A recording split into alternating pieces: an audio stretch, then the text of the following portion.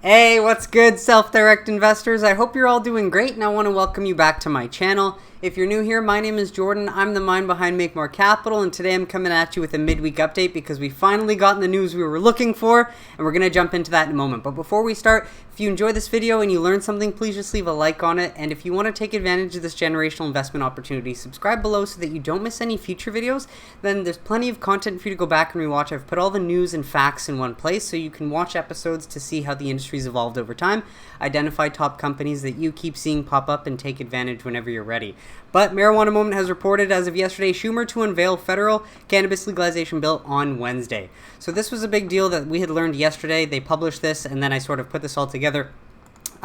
So this is great news. Marijuana Moment has learned 2 sources were briefed on the plan, and they unveiled this preliminary version of what's being titled the Cannabis Administration and Opportunity Act. As of yesterday, details were not yet available, but the purpose of the draft being released was to spark conversation to inform what will be a formal introduction of the bill at a later date. So the bill has been introduced now, or the draft version, so full details of the new bill are available here. It deschedules cannabis, expunges prior records, funds equity programs, removes collateral consequences, and transfers regulatory authority to FDA and other agencies. Now this is as of 5 a.m. this morning, so I haven't been able to go through this in detail, but what I want to do is on Friday, I'll prepare a longer video to just go through the bill and everything that it has to offer.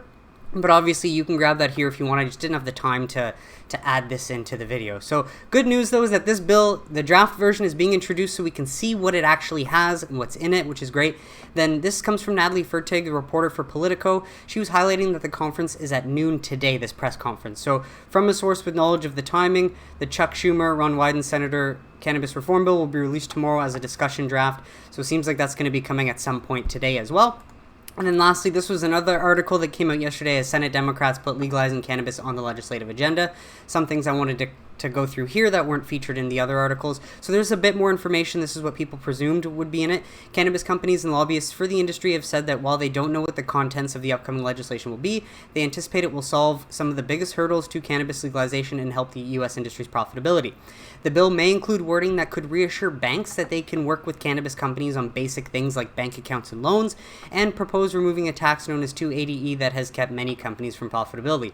All of this very good for us investors. The bill could also include provisions that could make it possible for the companies that grow and sell cannabis in the U.S. to list on U.S. stock exchanges so that these U.S. MSOs will be able to get the same access to capital that Canadian licensed producers have because cannabis is federally legal in Canada, so they can list on the New York Stock Exchange and the NASDAQ, which, again, MSOs still can't, and that's why the biggest opportunity is to get into them now before big U.S. money and institutions can. Other hurdles the bill is expected to tackle are how to address minorities who've been arrested at disproportionate rates in the past for drug possession, and how cannabis will be regulated in terms of health and safety issues.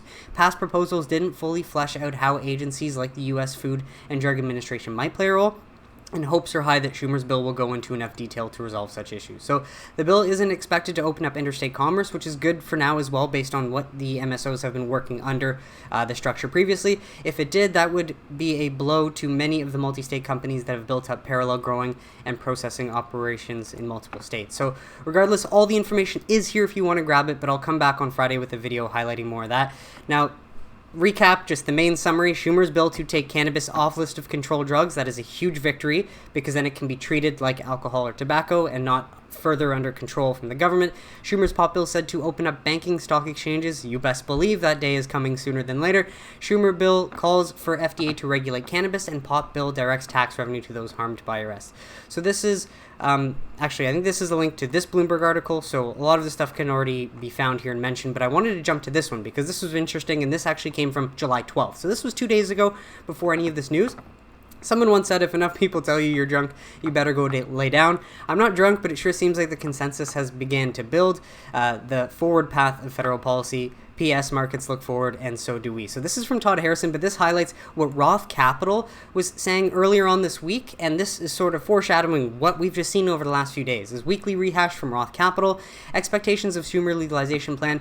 The U.S. Congress left for recess July 9th. When I'd first read this, I was like, oh no, then maybe we're not going to get it until August, adding to to the pressure on Senate Majority Leader Chuck Schumer to introduce his comprehensive reform for cannabis legalization. So get that. The Congress has left for recess, yet Schumer's still doing this because he said that he would, and it's about time, and we've been waiting, right? So we expect the bill to combine some social justice aspects of the MORE Act with aspects of the safe banking and a revised, more flexible tax structure. We anticipate that Schumer's broad reform will not have the support necessary to pass, and Schumer will ultimately move forward with the Safe Banking Act as an incremental step forward on cannabis policy reform, which makes so much sense. If you don't have the votes to pass this bill, pivot to SAFE, get that done by the end of the year so that the social equity states have that banking infrastructure, and then you can go back to this bill formulated over the next year and use it as a tool for the Democrats to hopefully get reelected into the Senate. On the second page, we expand on how these policies and catalysts would affect the cannabis space, along with a Federal Cannabis Reform Act summary and our weekly performance and valuation comp tables. Unfortunately, I do not have the second page, but that was big news because that's what we were anticipating, and then of course we saw, actually, I'm going to show this. This came out on July 13th, NBC, or this was July 12th as well, but earlier on before this news, all this week, NBC News will feature in-depth coverage of the future of cannabis in the United States as laws are rapidly evolving. So clearly the media's portrayal of cannabis is shifting to a more positive light than negative one, and I just love having this tweet down here from Ben Kovler, CEO of Green Thumb Industries. Tidal wave cometh, great American growth story. 100% true. And if you wanted to watch, this one's actually from the Today Show. This one came out yesterday, so it just shows more media outlets, main media outlets in the US are covering cannabis as if, oh, we didn't know this was an amazing plant with all these potential opportunities. So, this was too painful for me to even watch, but it's just another good example of the sentiment changing. And when the sentiment changes, the narrative changes, and then people all of a sudden, oh, cannabis isn't bad. And, it's amazing to be able to watch this unfold. And gotta love for Todd down here to be highlighting this should be your companion link, showing the science that they say, oh, it doesn't really exist or we don't have it. No, it's out there. You just have to go look for it yourself. So that's all great to see that, sentiment changing. Then we've got this from Quince Market Insights. Global cannabis market is estimated to grow at a compounded annual growth rate of 27% from 2021 to 2030. So this one's the global market, not just U.S. cannabis. They mentioned the global market has been estimated to reach a value of USD 19.89 billion in 2021. I'm pretty sure it's already surpassed that though. And to be honest, Quince Market Insights, I found this. I haven't heard of them. They seem to be somewhat new. And then it's projected to grow at a compounded annual growth rate of 27% during the period for the forecast period. The market growth can be attributed, so maybe they need to pay someone to spell check their articles before they publish. So just highlighting this because we've seen many reports explaining how much growth this potential industry can see over the next decade. So again, Quince, we don't see them as much as BDSA or other analytics tools like Headset, but regardless, they're saying the same thing that we're seeing. But it's also very likely as the world's sentiment around cannabis change, and based on region, the global cannabis market is segmented into North America, Europe, Asia Pacific, Middle East and Africa, and South America. So just when you think about how the narrative in North America is going to change, that's going to help change the narrative in Europe, Asia Pacific, Middle East, Africa, South America, all these countries. And we know that many countries are opening up to medical already, so that's great to see. Out of states we wouldn't expect to see it, Tennessee Republican lawmakers' new bill would put 3 cannabis questions before voters on a 2022 ballot. How great to see that a Republican lawmaker in Tennessee is saying, well, the people seem to want this, so we got to do what the people want. As he wants voters to weigh in on the cannabis reform as part of the 2022 ballot, he recently filed a bill to make that happen. Rep. Bruce Griffey introduced the legislation this week.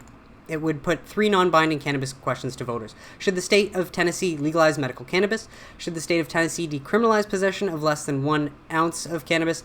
And should the state of Tennessee legalize and regulate commercial sales of recreational use cannabis? All valid questions to ask and very popular at this time. So the questions are meant to gauge public opinion on the issue, and if voters approve them, it wouldn't directly translate into any policy changes.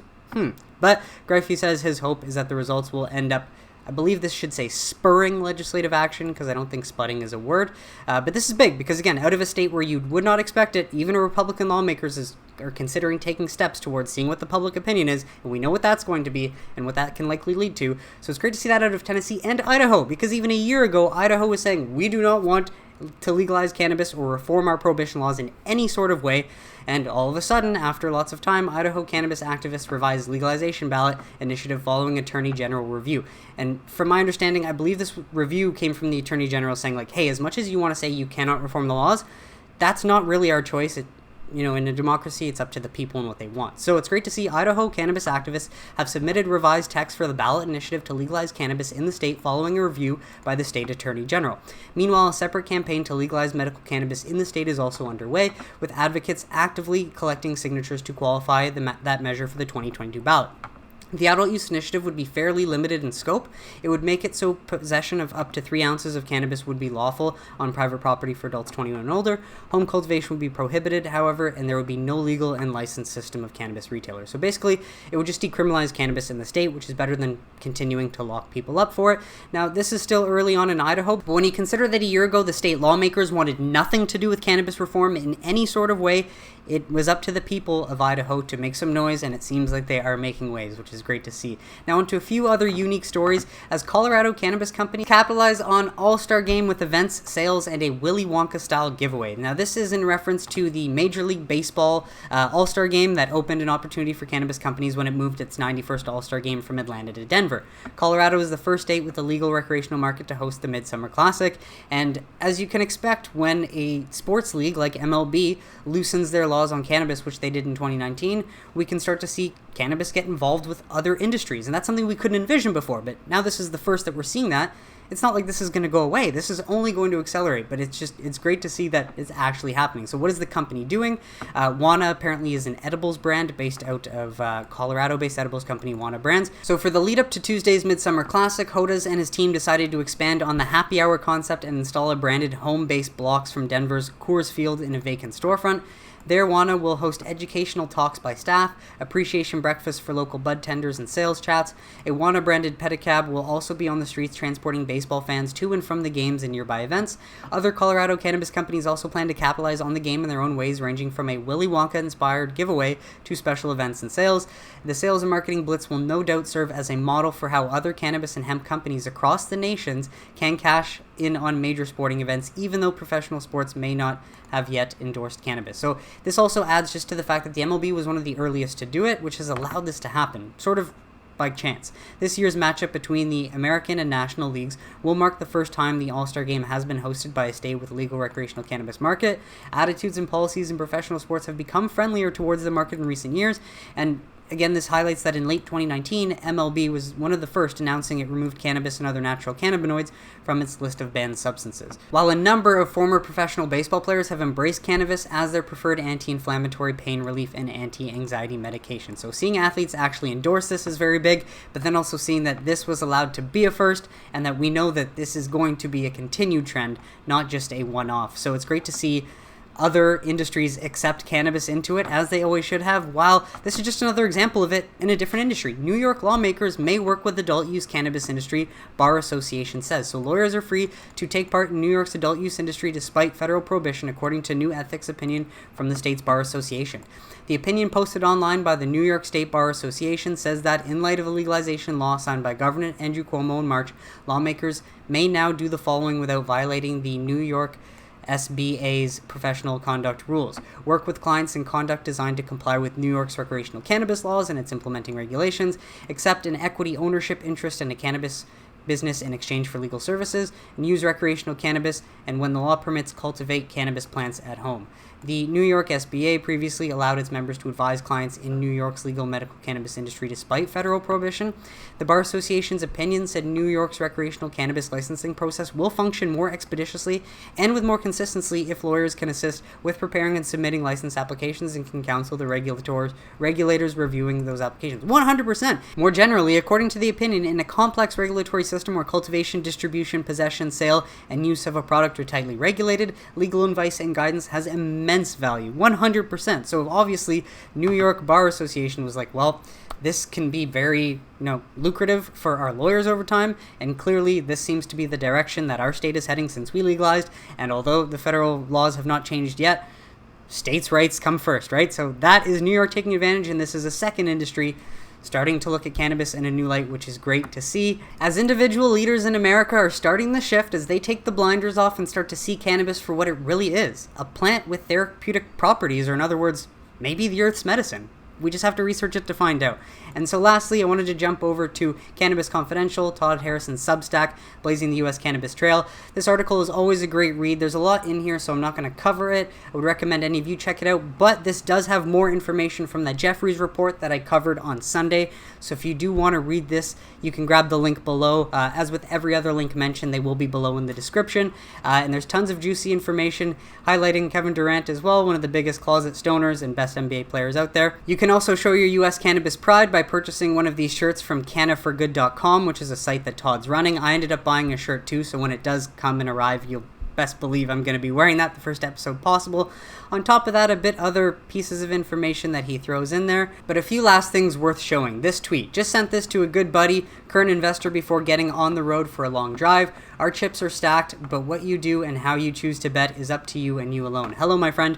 Hope your travels are safe and your belly is full. I would be remiss if I didn't again note the potential for a massive re-rating over the next few quarters. Happy to discuss further. So clearly this is just Todd being extremely optimistic, but regardless, I'm feeling the same energy he is. And as a tribute to Kobe Bryant, I wanted to highlight this bonus thought he added in there, which is just really good and relevant to any entrepreneur or person that just wants more out of life than working a job that they hate, and they want to build something and leave behind something that can inspire others. These are 10 rules from the great Kobe Bryant, the late great Kobe Bryant, rest in peace. 1, get better every single day. 2, prove them wrong. 3, work on your weaknesses. 4, execute what you practice. 5, learn from greatness. 6, learn from wins and losses. 7, practice mindfulness. 8, be ambitious. 9, believe in your team. And for me, my team is all of you that support, so thank you so much again for just showing up and watching any of these episodes. And number 10, learn storytelling. This is how I practice storytelling, so, hopefully I'm getting good and better with every episode, and I am delivering value to you. That's all I hope I can do, and that in time, us patient, self-direct investors will get rewarded, and then we can start and continue to build our own legacy. But regardless, that is it for this week's episode, folks. I want to thank you so much for tuning in, and again, I hope you got some value out of that. Let me know in the comments what you think. If you have any questions or concerns, I'll be happy to address them, but it seems like the tide is finally shifting permanently, at least for the next few quarters, but we will have to wait and see. So if you enjoyed this video, please leave a like on it, subscribe if you don't want to miss any future videos, and I will catch you on Friday with an updated version of that bill, just to go through the points and highlight everything that I think is either good or potentially questionable about it, and then on Sunday for This Week in Cannabis News. So have a great week, everybody.